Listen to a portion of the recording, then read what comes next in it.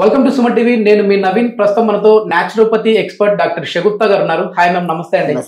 Ma'am, constipation మలబద్ధక సమస్యతో చాలా మంది బాధపడతా ఉంటారు. సో న్యాచురోపతిలో న్యాచురల్ గా చాలా మంచి ట్రీట్మెంట్ ఉందని విన్నాను దీనికి.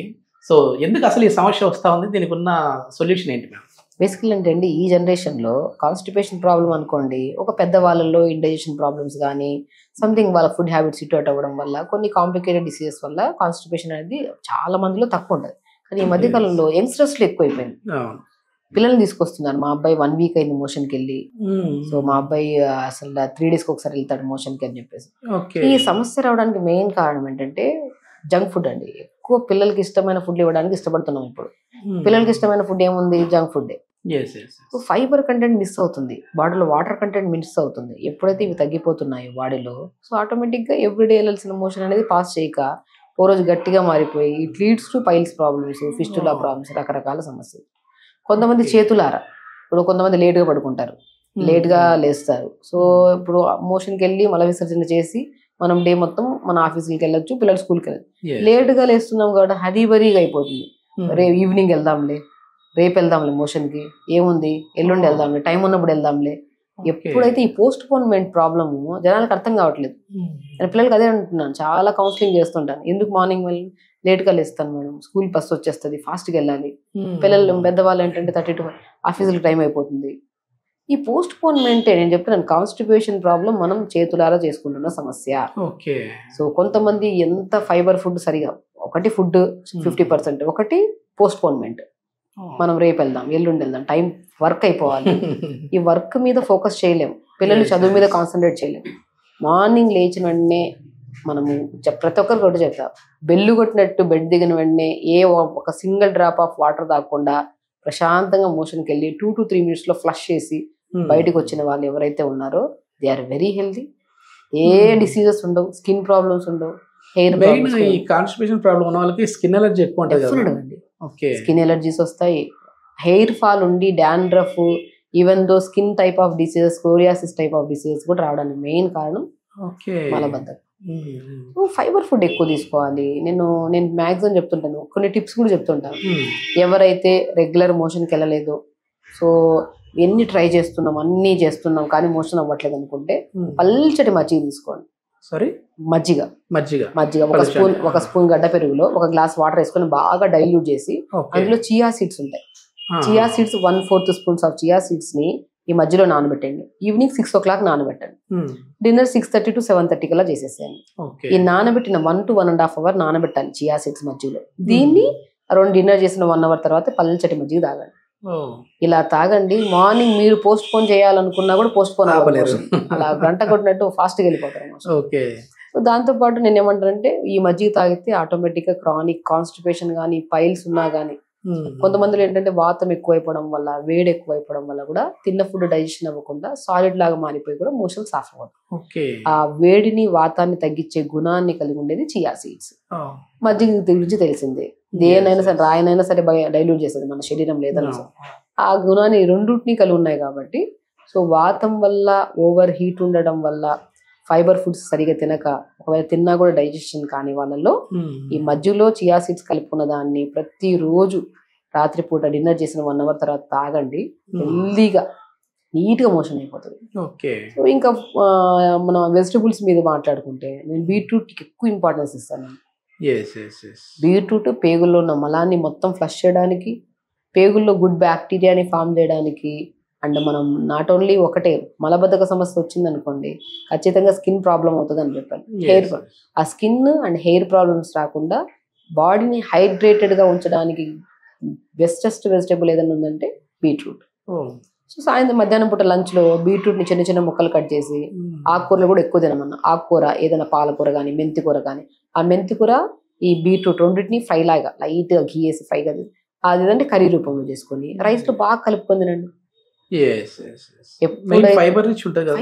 మోర్ కంటెంట్ ఆఫ్ ఫైబర్ కలిగి ఉన్న వెజిటబుల్ లో బీట్రూట్ ఒకటి, అండ్ ఆకుకూరలో ఎలాగో వాటర్ కంటెంట్. ఈ రెండింటిని మనం బ్రౌన్ రైస్ తో పాటు ఎక్కువ కర్రీస్ లో కలుపుకొని తిన్నాం అనుకోండి, ఇప్పుడు మనం ఒకటేనండి, వాటర్ సరిగా తాగట్లేదు. మోషన్ ప్రాబ్లం ఉండే వాళ్ళలో ఒక ప్రాబ్లం ఉంటుంది. పొద్దున్న లేచి 1 లీటర్ వాటర్ తాగుతారు, ఏవేవో ఎక్సర్సైజ్ చేస్తా ఉంటారు, అదొక అడిక్షన్ అయిపోయింది. అంటే ఉదయం లేవగానే మంచినీళ్ళు తీసుకోవడం మంచిదే అంటారు కదా. మంచిదండి. నేనేమంటున్నాను, ఒకటేసారి 1 లీటర్ వేసేస్తే కిడ్నీ కూడా బర్డెన్ అయిపోతుంది. పొద్దున్న లేచినప్పటి నుంచి 11 గంటల వరకు 1 లీటరే తాగాలి. వాటర్ ని డివైడ్ చేయండి. పొద్దున్న లేచి బ్రష్ చేసుకొని, బ్రష్ చేసిన తర్వాత బ్రష్ కు ముందు కొంతమంది తాగేస్తా ఉంటారు. నైట్ బ్రష్ చేసుకొని మార్నింగ్ అలాగా తాగితే ఓకే, గానీ నిన్న ఎప్పుడో మార్నింగ్ బ్రష్ చేసిన తర్వాత ఇప్పటి వరకు బ్రష్, నెక్స్ట్ డే మార్నింగ్ లేచి వాటర్, దాని వల్ల కూడా ఎసిడిటీ ప్రాబ్లమ్స్ వస్తాయి. మౌత్ క్లీనింగ్ కూడా చాలా ఇంపార్టెంట్. తిన్నాక నైట్ బ్రష్ చేసుకొని మార్నింగ్ పుక్కలు ఇచ్చి కొద్దిగా వాటర్ తాగితే వాళ్ళు మంచిగా.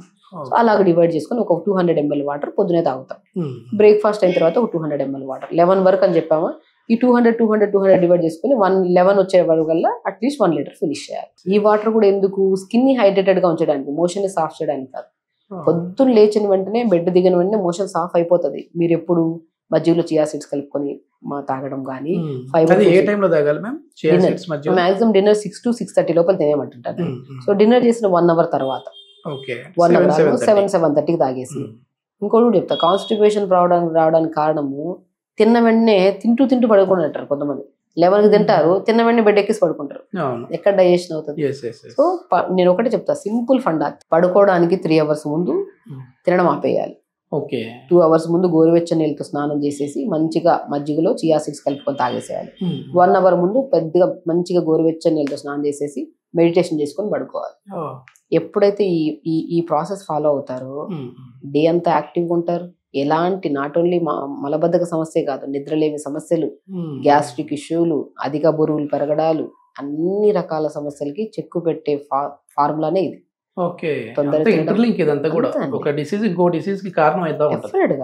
మోషన్ సాఫ్ అవ్వకపోతే నెక్స్ట్ డే రోజు మార్నింగ్ మనం తొందరగా లేము. అదంతా ఎసిడిటీగా, ఒక తేనిపుల్లాగా, ఒక టైప్ ఆఫ్, అది మనం వర్క్ చేసే మీద ఫోకస్ చేయలేము.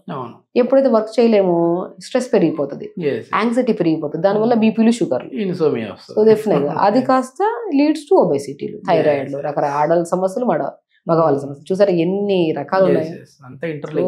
మలబద్ధకం అనేది ఎవ్రీడే పొద్దున్న లేచిన వెంటనే బెల్లు కొట్టినట్టు మలబద్ధకం మొత్తం క్లియర్. మాట్లాడేటప్పుడు ఒక మాట అన్నారు మ్యామ్, అట్లా మనం వాష్రూమ్లోకి వెళ్ళిన తర్వాత ఒక 3 minutes కంప్లీట్ చేసుకొని రావాలి అని చెప్పేసి కొద్దిమంది వెళ్తారు, ఒక 1/2 hour మొబైల్ పట్టుకొని కూర్చుంటా ఉంటారు. సో అసలు హెల్దీగా ఉండాలంటే రోజుకి ఎన్నిసార్లు ఈ మల విసర్జన చేయాలి, అదేవిధంగా ఎంత సేపట్లోపు, ఎంత టైంలోపు కంప్లీట్ అయిపోవాలి? నేను చెప్పినట్టు నిజమండి. ఇప్పుడు చాలా మందిలో పిల్లల్లో థై పెయిన్స్, జాయింట్ పెయిన్స్, నరాలలో తిమ్మిర్లు, యాక్టివ్గా నడవలేకపోతున్నారు. బికాస్ ఆఫ్ చిన్న పిల్లలు కానీ పెద్దవాళ్ళు కానీ, పెద్దవాళ్ళు చేసే తప్పే చిన్నవాళ్ళు కూడా చేస్తారు. ఏం చేస్తున్నారు? మొబైల్ తీసుకెళ్ళడం, వాష్రూమ్ లో కూర్చోవడం. పోనీ మనం వాష్రూమ్ అంటేనే మలాసంలో కూర్చోవాలి. ఎలాగా ఇండియన్ వాష్రూమ్ లో కూర్చునే వాళ్ళు ఎప్పుడు కాన్స్టిపేషన్ ప్రాబ్లం రాదు. ఇప్పుడు అన్ని వెస్ట్రన్ వాష్రూమ్స్ అయిపోయాయి. ఎత్తుకోవడం కూడా ఇల్లు వెస్ట్రన్ వాష్రూమ్స్ ఉండేటివి తీసుకుంటారు. అలా తీసుకువెళ్ళి మొబైల్ తీసుకెళ్ళి దానికి ఎడిక్ట్ అయిపోయి మొబైల్ చూడడం. కొంతమంది పిల్లలు 1 hour అక్కడే టైం స్పెండ్ చేస్తున్నారు. మల విసర్జన అంటే లోపల ఉన్న చెత్త అంతా క్లీన్ చేసుకొని వితిన్ 1 minute కూడా ఉండడానికి ఇష్టపడకూడదు. అక్కడ బయటకు వచ్చేసేయాలి, ఫ్లష్ అంతా క్లీన్ చేసి ఆ ప్లేస్ లో కూర్చో అక్కడే బ్రీత్ ఇచ్చేసి ఆడే గంటల ఏమవుతుంది? దానివల్ల బ్రీతింగ్ ఇష్యూస్ వస్తాయి, ఎన్ని రకాల స్కిన్ ప్రాబ్లమ్స్ వస్తాయి. కాబట్టి ఎప్పుడైనా సరే ఒకవేళ అలవాటు ఉంటే, కొంతమంది న్యూస్ పేపర్లు తీసుకెళ్లి చదివే వాళ్ళు ఉంటారు. అది మనకి సైకలాజికల్ గా చాలా రకాల డిసీజెస్ రావడానికి కూడా కారణం. కాన్సంట్రేషన్ మొత్తం ఇక్కడ ఉండాలి. డెఫినెట్ గా కాన్సన్ట్రేషన్ మనం నీట్ గా ఫ్లష్ అయింది. అట్లీస్ట్ 1 minute ఒక మెడిటేషన్ లాగా మన శరీరం మీద మనం ఒక ఫోకస్ పెట్టి మొత్తం ఫ్లష్ తీస్తున్నప్పుడు వేరే ఆలోచనలు పెట్టుకుని వెళ్ళినా కూడా వేస్ట్. వెళ్ళామా, క్లీన్ గా ఫ్లష్ చేసామా, వచ్చామా, వితిన్ చెప్తే హెల్దీ పర్సన్ 1 to 2 minutes లో మొత్తం ఫ్లష్ చేస్తారు మోషన్. డే అంతా యాక్టివ్గా ఉండాలి, ఏ నొప్పులు ఏ బాధలు ఉండకూడదు. అలాంటి రోజుకి ఒకసారి 2 సార్లు అనేది హెల్దీ లేదంటే వన్స్ అండి, వన్స్ సరిపోతుంది. వన్స్ మనం తినే ఫుడ్కి ఓవర్ గా ఎక్కువ తినే వాళ్ళు 2-3 సార్లు వెళ్తారు. లిమిట్ గా తినాలి. మన కడుపు ఎంత ఉంది అంత తింటాము, ఫైబర్స్ ఎక్కువ తీసుకుంటాం కాబట్టి వాళ్ళకి ఒకసారి అవుతుంది. బట్ కొంతమంది వాటర్ కంటెంట్స్, ఫైబర్స్ ఎక్కువ తీసుకుంటే ఒక్కోసారి 2 సార్లు అవుతుంది. 1 or 2 times హెల్దీ. మొత్తానికి అయితే ఇదంతా కూడా ఇంటర్లింక్. ఈ సమస్యను ఒకదాన్ని క్లియర్ చేసుకుంటే ఇతర సమస్యలు కూడా రాకుండా ఉంటాయని చెప్పేసి డాక్టర్ గారు చెప్తాను. Thank you ma'am. నమస్తే.